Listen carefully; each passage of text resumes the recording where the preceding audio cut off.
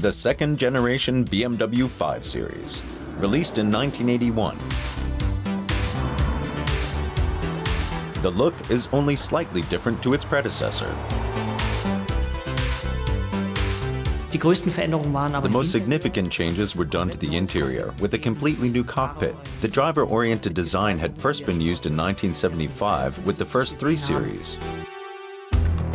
During development, the focus was on the numerous technical improvements. For example, the new drivetrain. The 5 Series has taken over from the 7 Series.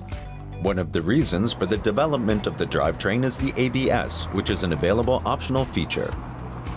The ABS caused the front wheels to vibrate, but when the braking force on the lever arm connected to the steering was too intense, it vibrated so badly that we thought that the windows would fly out of the car. Then my boss said, we have to invent something that turns the wheel on one point behind the brake disc. So we took the triangle of the track control arm and strut apart, added a ball joint to each one, and at the intersection of these 2 connecting rods was the ideal pivot point. In order to generate the complex calculations needed to create the drivetrain, the engineers are already using computer technology. At BMW, we had one computer. It could do as much as a pocket calculator from today. It was used for both spare parts logistics and payroll. We received permission to do our calculations with it. The computer engineering also makes it possible that in this 5 Series, considerably more electric and electronic functions can be found than in its predecessor, like the digital engine electronics and one of the world's first direct energy control.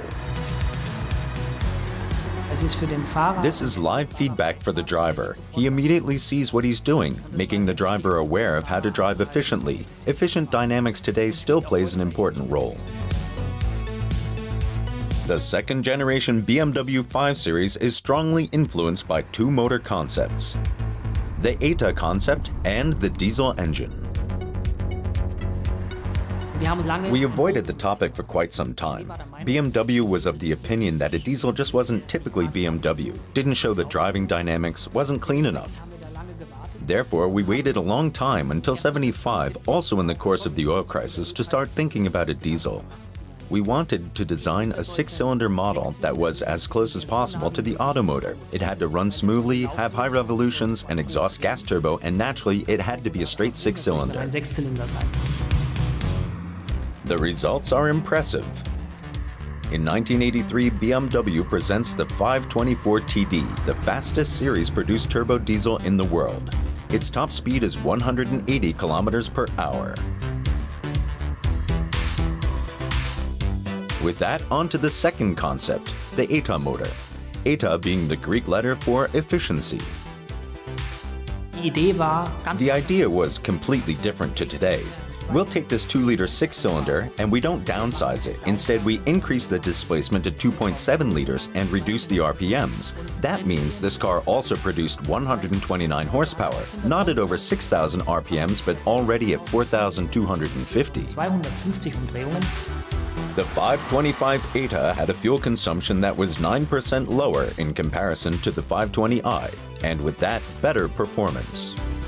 In 1988, production of the second generation BMW 5 Series comes to an end.